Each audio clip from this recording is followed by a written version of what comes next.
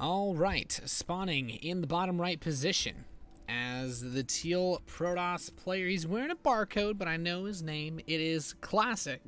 It is Classic. It's about 5 a.m. here, so apologize. Just getting some caffeine in my system for the burps at the start of the games. And his opponent is going to be from Team Prime, of course. It is none other than the blue Zerg BBoongbboong. By the way, Classic is opening up with the pylon on his main base. It's usually the thing that draws my attention the most, largely because, well, I guess, I don't quite know how to put it, but there just seems to be more variety of options for what Protoss players will do at the start of a game. I don't think BBoongbboong, well, he hasn't sent a drone down yet, so it's very unlikely we'll see him mimic the same sort of style that came from Zero versus Billowy, being that proxy hatchery. So this could be a little bit more of a drawn out, regular type of game as the gateway begins for Classic. So I haven't really seen too much of these other guys play, but I guess since this looks like it'll be a reasonably slow start to the map, let's take a look at the brackets here. And by that I mean I'm gonna just look at the bracket and we'll have a little bit of chat. This, of course, I think we're actually reaching that round of 16, round of 32 area. This is a round of 32 match for the Intel Extreme Masters Singapore Korea / Taiwan qualifier. Now the top 4 from this qualifier, we're not going to play out the semifinals. We'll all go to the Stage 2 qualifier, and the top 2 players from Stage 2 will advance on to IEM Singapore at the end of November. Other matches that are being played: Zest versus True. Of course, we have players like CJ Entis, Hydra. We have Yonghua still fighting. Hack and MVP Keen, I believe, are playing on the main stream right now. And we've seen, you know, other great players. CJ Entis Hero. So this is a really stacked bracket. Lots of players trying to fight their way through and really squeeze their way onto that that second stage qualifier so that they can keep duking it out. Now the hatchery is on the way. Classic has seen pretty much everything that he needs to see at this point in time. BBoongbboong can send out a drone as well. The Nexus is on the way. The Overlord. Oh, wow. BBoongbboong does not see that just yet. He will need to take a little bit of a peek to make sure that he knows about this Nexus. The Zerglings for BBoongbboong gonna try to shove this probe away, or at least as well as they can shove this probe away. And the Mothership Core is out, so the defensive capabilities have all been established. If you guys want to know who these players actually took out earlier on in this bracket, let's take a quick look. Classic actually just won a Protoss versus Zerg match against Samsung Khan's Roro. So he's, I mean, obviously Classic, very high level Protoss player, very skilled, doing quite well for himself. Seeing a bit of an interesting setup from BBoongbboong. 1 gas in the natural, none in the main base. So I'm wondering if this is some sort of mind game weirdness.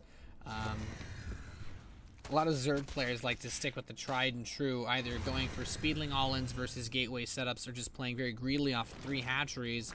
So BBoongbboong's setup just seems a little bit outside the normal variance that we've recently seen Zerg players bringing to the table versus Protoss, as 2 gateways get added for Classic, but nothing really ridiculous. He's got both assimilators mining at full saturation. He's cranking out a few sentries here and there, but it's really not anything spectacular. And BBoongbboong, on the other hand, as his third, or lack of a third, becomes known to his opponent and his speed upgrade starts, he's taken out Arthur, the Protoss player, in his last match. So a lot of ZVP going around. And then in the first map of the day, BBoongbboong defeated someone named Just a Joke, and Classic defeated Splendid. I don't know about Splendid, only his brother Splenda, but perhaps that was another Zerg versus Protoss anyway. Forge is on the way back at home, so you will have the opportunity to get that fast +1 attack, and there it is immediately kicking up.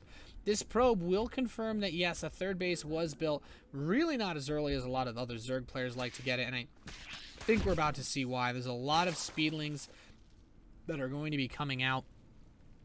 That Zergling speed upgrade is so close, just pumping out tons of lings. And with the Roach Warren on the way as well, we will see that also become part of this. The Spore Crawler out in front in case there's some sort of wonky DT rush. And the Hallucinated Phoenix Scout for Classic should pick up on this. He's taken his third Nexus at the same time. There's a lot of Lings on the map, though. With this third hatchery about to complete, we'll have to see just where he wants to go with this. There's the lair. Immediately starting it when the Phoenix sees him. I feel like this scouting Phoenix has made him kind of decide to mix it up a little bit, or at least try to present the illusion that he's not bringing this aggression, because there's no reason these Zerglings shouldn't deny this third base. There's a lot of sentries here. He's going to be able to nab one of them out in the open. He does get one sentry. He's trying to get the rest of them. Of course, the recall is available. He needs to be very, very careful about how he approaches this. The Mothership Core is here to save these sentries. There he uses all of the energy force fields, picks off another sentry, and they are caught in these little force fields, but loses a lot for not really too much. That cannon finishes, and the third base is safe, though. I think that's the most important part here. This third base being safe for Classic is incredibly important. We see 22 more Speedlings on the way. BBoongbboong looks like he wants to really commit, and also taking a fourth base before the 8-minute mark. He's gonna move into some drones behind this. He has the Twilight Council also on the way. This huge swell of Zerglings. What can he really make happen with this? The +1 attack is not done just yet. He could splinter some off of that mineral line, but it looks like he wants to just sit between these bases, just camp, get us around on maybe these sentries and do some more damage, but Zealots get warped in. With that +1 attack of the Zealots, they're actually quite a threat to these Zerglings as well. I think the Carapace upgrade, very important for actually dealing with this level of assault, but maybe he's not looking to stick on this. We have a Spire on the way. Some gas starting to actually start to bank up a little bit. And these Zerglings, what exactly is he waiting for? He's just going to run to the mineral line, hold position with Zerglings, and just try to pick off as many probes as he can. He doesn't really care about these Zerglings being as cost effective since they're going to get caught. No escape for BBoongbboong's Lings, and he's just going to have to take a straight up fight. Not able to kill even any sentries there, but a few Lings, not bad. He's just going to continue to pump out Zerglings. He has 500 gas banked up, and I mean, he is mining off of all the geysers available to him, so he can make a reasonable switch into Mutalisks if he wants to.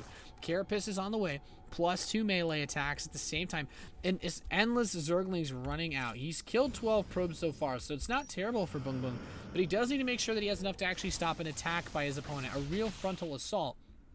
As once Blink completes, this is going to get better and better for Classic. This timing that he's looking to hit, very powerful. The Spire is complete. The Robotics Bay is coming in. It's actually 12 roaches going to be produced for BBoongbboong, and I'm wondering if this is going to be enough. This is going to be very interesting. That Hallucinated Phoenix continuing to scout. The Warp Prism on the way back at home. His fourth base will be shut down. There's no way that he can hold on to this. Even cancels the Overlord that he was building there. Very wise decision from BBoongbboong as Classic. He's just going to kill that base and recall. These Zerglings are waiting to perhaps catch the army. No luck. He's like, where'd he go? He's like, I'm waiting, and he never came. And now Classic's just going to reinforce. I feel like Classic is actually in a fantastic position because now the Mutalisks are coming out, but Blink is about to finish up. He invested so much more in just putting these roaches out. I don't think it was necessarily worth it because this Warp Prism as well is going to become a threat. Thankfully, the Mutalisks can deal with that, but this is a very weird game situation. 10 mutas now is going to be the total number he's looking to reach. I mean, of course, he can move into Colossi, but there's enough Stalkers on the field to actually handle this many mutas if he gets into a straight-up engagement. So this is where things get really, really weird. The mutas are out. They're on the right side of the map. We have the Mutalisk attack upgrade coming in at the same time. There's the Warp Prism in the main base. He's going to warp in 5 Zealots, but Mutalisks, well, they don't really care too much about those. The Zealots try to do as much damage as possible before the Mutas gets them. We'll want to see just what he can do. The Queen, ooh, is taking some damage. Nothing really done yet, though. He's actually not getting any of these drones. BBoongbboong looks like he's going to, well, sustain minimal losses from this Zealot assault. And Classic, it was a valiant effort to do some damage, but nothing really caught there. He was able to get the Warp Prism as well. These Mutalisks continue to just roam the map. Double Stargate being added on for the Protoss player. He's getting that +2 attack and now getting his Blink together. But this is where things get interesting. 7 Photon Cannons being warped in. 8. He's not taking any chances. The Stalkers jump right in, using that Blink to just stay so aggressive. And with the Colossus here covering this third base, I like the defensive position for Classic, but this is where things can snowball very quickly. There's a Hive on the way. I feel like BBoongbboong has really, with this 4th and just surviving this switch into Mutalisks, put himself in a good spot. The Phoenix attack upgrade is coming in, though. I would like to see a Fleet Beacon to get the Phoenix range, and yeah, there it is now queued up. So Classic will have that option. The Zerglings run in, but there's a Colossus, man. Zerglings not too good versus these, and these other Zerglings, well, they're caught, but it looks like 3 of them might be able to live to tell the horror story of that Colossus that slayed so many others. Where are the Stalkers? Yeah, he has to bring them all down now from the main base. Photon overcharge to shove those mutas off. And he's just trying to stay in a decent spot. He's trying to use the choke point, keep the roaches away, and just pile up the Phoenix count. Just keep chronoing out off these 2 Stargates. Now even going to add on 3rd Stargate. Classic really doesn't want to lose just to these Mutalisks. The Fleet Beacon should be done very soon, but now Vipers are actually on the way. An Ultralisk Cavern, Hydralisk Den. BoongbBoong actually has that +2 melee attack. He has the +2 Carapace coming in. And with Vipers and Ultralisks, I mean, he could still pick this army apart. It'd be very weird. This game has kind of taken an interesting direction. Not necessarily the most common one, but these Phoenix with the Photon Cannon support are looking so good. And now the Anion Pulse Crystals are coming in. The Phoenix range that will really allow them to harass these Mutalisks so much more. Picking off even this Overseer, there's nowhere that it can hide. And Classic has all of the tech that he needs. He's in a decent spot as far as that goes, but where does he really make this work? Where does BoongbBoong find his foothold? Because just the Vipers aren't going to be enough. He has some Roaches, he has some Hydralisks, but picking apart this army will be no small feat. The upgrades are still looking very good. There's the +3 melee, there's the chitinous plating, and this game has just become a little bit of a turtle fest. I think it's smart from Classic to just sit back, ball up and bolster his forces when possible, and just take bases. Starting up now, Pylon. We should see another Nexus. These Phoenix just running in, slaughtering this Mutalisk cloud. BoongbBoong never had a chance with those. I don't think he intended to really use them for much other than cannon fodder to force these Phoenix, because it's so smart. You force the Phoenix, and now the Ultralisks, well, I mean, I'm going to be straight up and honest with you guys. Phoenix don't do anything versus Ultralisks. They kind of suck versus them. So what BoongbBoong is mostly worried about is going to be, I mean, the heavy stalker count is not necessarily the highest rate of attack, but the burst damage from a large volley can be good versus Ultralisks. You really need Immortals, though, to just get that high impact damage through. And we see the second Robo being added. We see that +2 air weapons and the +3 ground weapons as these Phoenix continue to just ravage all of this defensive setups of BoongbBoong. He's actually going to kill off a bunch of these Overlords. I really like this. Supply block BoongbBoong. Make it so that when he trades away, he can't remax instantly, and just bring an endless amount of pressure, because here are the Ultras, there are the Hydralisks, and this is about as beatable as far as the Ultralisk count goes as it's going to get. He's pressing into the cannons. The Observer sees all, the Overseer sees that. And here come the Stalkers blinking in, uses the Abducts, pulls both Colossi in, but one of them does escape. And these Stalkers, utilizing this choke point, need to try to focus down these Ultras. Ultras are so good versus Stalkers, and there we go. We see that burst damage coming through, picking away at the Ultralisk, but BoongbBoong still holding a very nice supply lead. The Phoenix, they do nothing in this situation. We have 10 Stalkers being warped in, a couple more gateways being added on, but this Nexus will not stand for much longer. And with all these bases nice and cozy for BoongbBoong, he's got to be feeling good about himself. He comes up here, another one of these Ultralisks.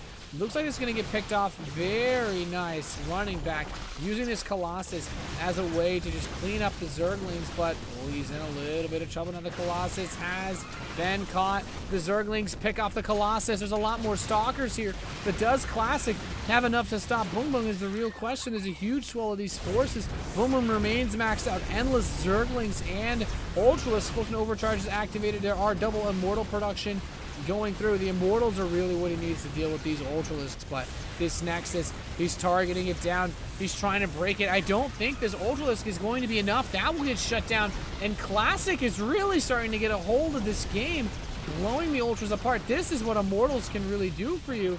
He did lose a few of them, but this Roach tries and is finds itself unable to finish the Nexus off. This Ultra's going to try to do it, but didn't you realize Ultras can't be slowed?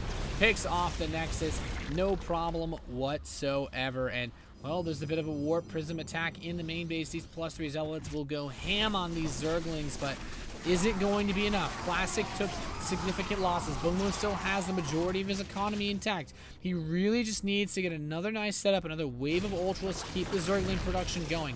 Because at this point, Classic really can't afford to reinforce this too much. The spine crawlers will buy him a little bit of time.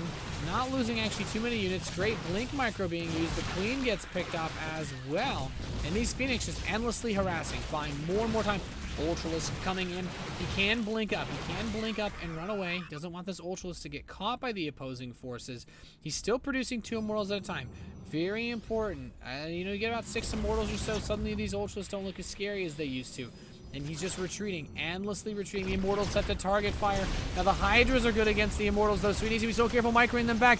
The Immortal Stutter Step looks good. The Archons are here as well to deal with these Ultralisks. Classic supply looking so close. Dips below 100 for a moment there. A couple of probes being brought off to tase this line. And the Immortals just going ham on that Ultralisk, blowing it to smithereens.